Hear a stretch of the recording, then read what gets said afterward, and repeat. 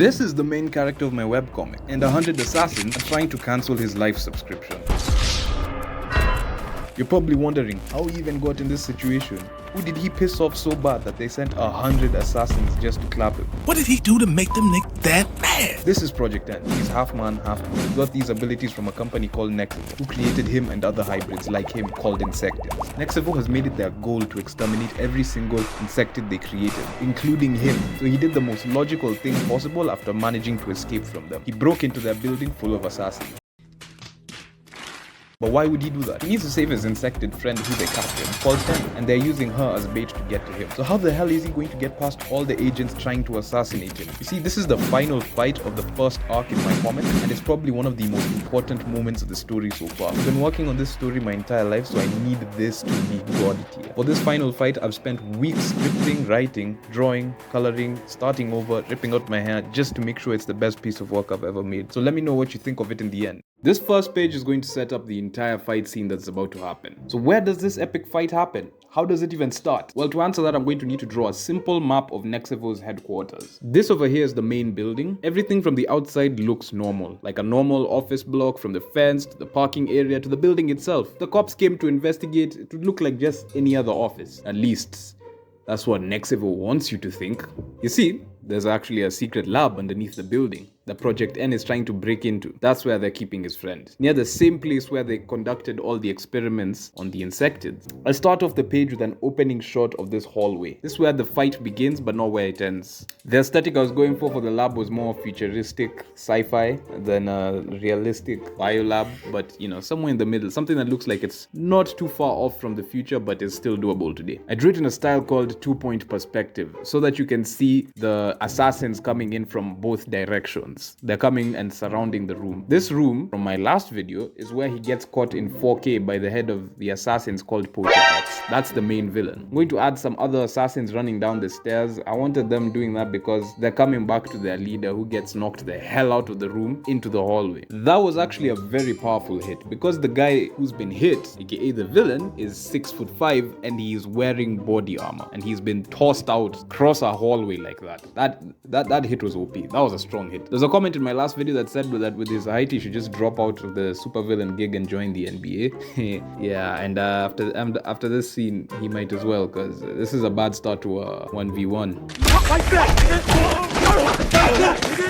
Fight back! But to be fair, he is only human and he's going up against a hybrid with super strength. After that though, I want the goat to come out of the darkness. I want him to stand there. He's having his own little epic moment. He's not saying anything. He doesn't have to.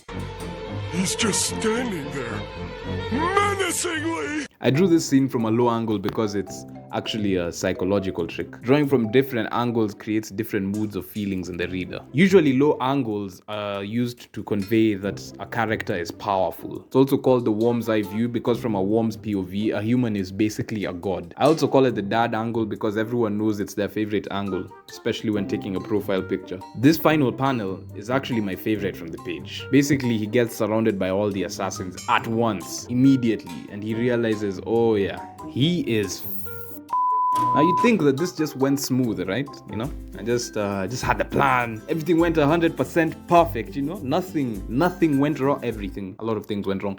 First of all, what were the issues? Let's start with the drawing itself. You see, I put so much effort into the opening shot. The two-point perspective, making it look futuristic but still not too far off. Like I told you before. I had to because that was what was going to set the pace for the opening scene. Well, I have zero issues with how it turned out. I forgot the one important thing in the assassination fight scene. I forgot to add the assassins. Oh my god, bro. Oh, hell no, man. Another thing that I never saw coming was the actual color scheme for the hallway. You see, the last page I drew, where the villain catches him in 4K, as he's standing in the doorway, there's a yellow light behind him. So the issue was, when I tried making the hallway look yellow, it just looked nasty. It wasn't working. It just wasn't working. My main character's suit is already yellow, so if I put a yellow background, then it's just going to blend in. I've said yellow a lot. Black and yellow, black and yellow. So how did I fix this is what you're probably wondering. The solution to the first problem was actually pretty simple. I realized I could just draw the assassins on a separate page, and then once I draw them like that, I'll drag them into the page, and voila, all of a sudden, assassins are sorted out. Now I can duplicate them as many times as I want. Okay, that's fixed the first issue, so we're good on that. Now the second issue is the color scheme. After multiple iterations, I just decided, you know what, I'm gonna be basic here, and I'm just gonna make it gray. Yeah, that was the solution. It's hard being such a genius sometimes, you know. It's a hard job, but somebody has to do it, you know. Probably wondering how the final page turned out. Well, I guess I'll just have to show you in 3, 2, 1. There's sounds of distress coming from inside the room. We need to stay prepared outside. Stay on standby until X gives the orders to move in.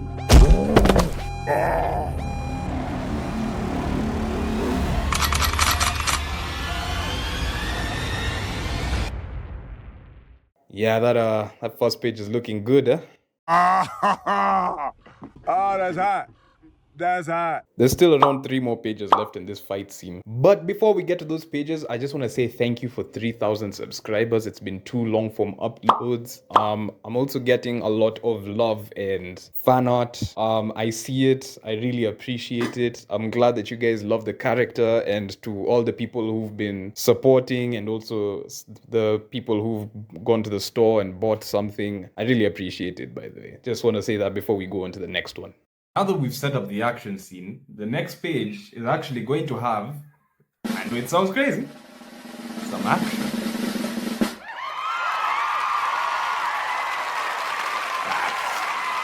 It's fine. I try.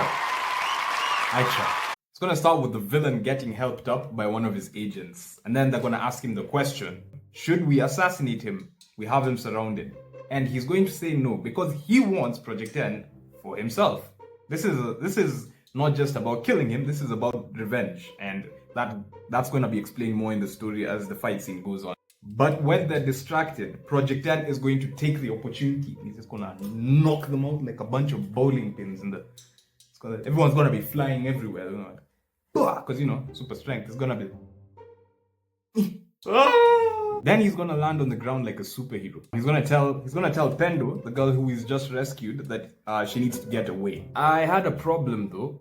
Drawing all the assassins flying off in different directions after they've been hit by Project N was actually much harder than I thought it was going to be. Not because of the technical skills, but because a lot of the reference I was looking for on the internet just wasn't landing with me, no pun intended. So I had to ask myself the question, how do I find the exact type of poses I need for the scene? What do you do when you have a scene where you can't get reference on the internet? What was my solution? Well, the answer was simple. I was going to use myself as the reference. So that means I needed to pretend I was actually one of the assassins getting knocked out by Project N into the air. After that, I used the photos as a reference to draw inside the scene. That way, I could have poses that were custom made for my comic story. It took some time, but I think it eventually came out decent, so I want to show it in 3, 2, 1.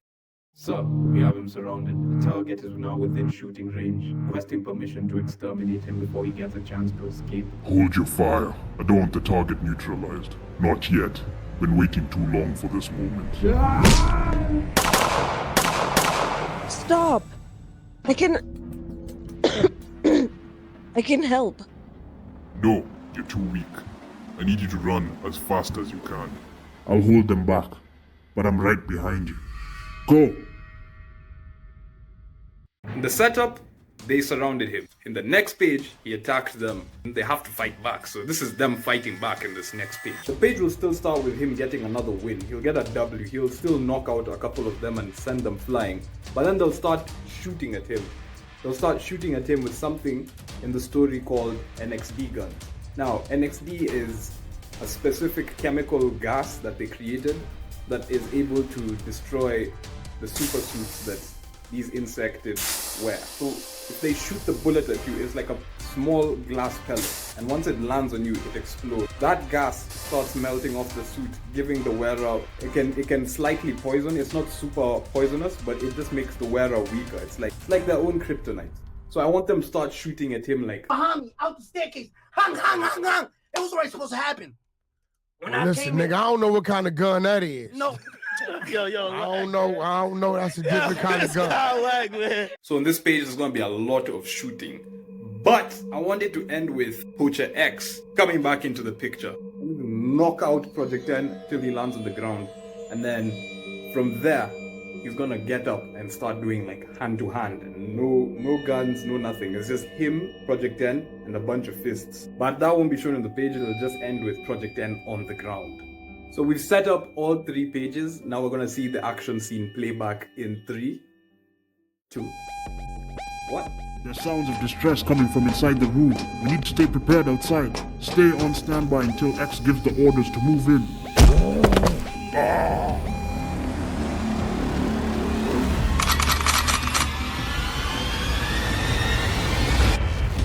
So, we have him surrounded. Target is now within shooting range. Requesting permission to exterminate him before he gets a chance to escape. Hold your fire. I don't want the target neutralized.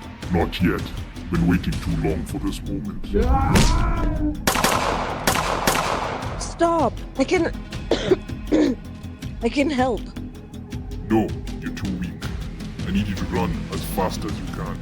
I'll hold them back, but I'm right behind you. Go!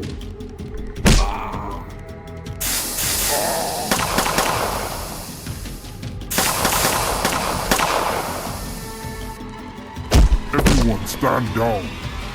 He's mine.